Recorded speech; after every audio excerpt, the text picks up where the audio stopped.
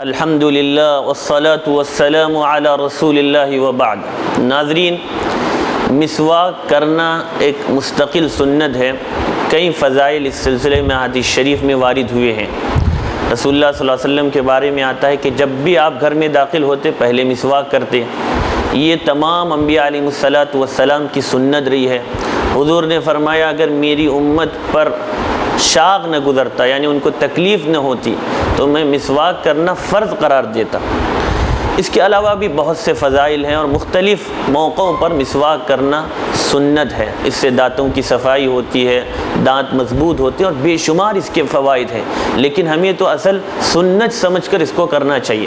جیسے ہم لوگ گائے خریدتے ہیں تو مقصد دودھ حاصل کرنا ہوتا ہے اور اس سے گوبر کا فائدہ بھی حاصل ہوتا ہے۔ کوئی بیوقوف یہ نہیں سوچتا کہ میں گوبر کے لیے گائے خرید رہا ہوں، بلکہ اصل مقصود دودھ حاصل کرنا ہوتا ہے۔ تو اسی طرح سنت سے اصل مقصد اللہ کی رضا، رسول اللہ صلی اللہ علیہ وسلم کی سنت ہے، اس لیے میں عمل کر رہا ہوں۔ باقی اس کے جو دنیاوی فوائد ہیں وہ تو اس کے ضمن میں حاصل ہو جائیں گے۔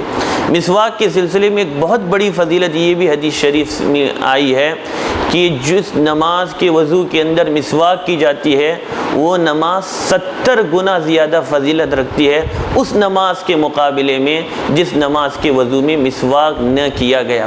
یعنی وضو کے اندر مسواک کریں گے اور پھر نماز پڑھیں گے تو وہ نماز 70 گنا زیادہ فضیلت رکھے گی، اور اگر وہی نماز وضو بھی کیا صرف مسواک نہیں کیا تو 70 گنا درجہ کم ہو گیا۔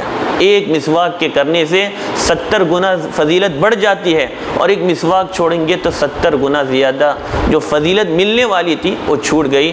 اس لیے ہم مسواک کا خاص طور پر اہتمام کریں، خاص طور پر پانچوں وقت کی نمازوں میں جب ہم وضو کرتے ہیں تو ضرور مسواک کریں۔ اس کے علاوہ سوتے وقت نیند سے بیدار ہونے کے بعد بھی مسواک کرنا سنت ہے۔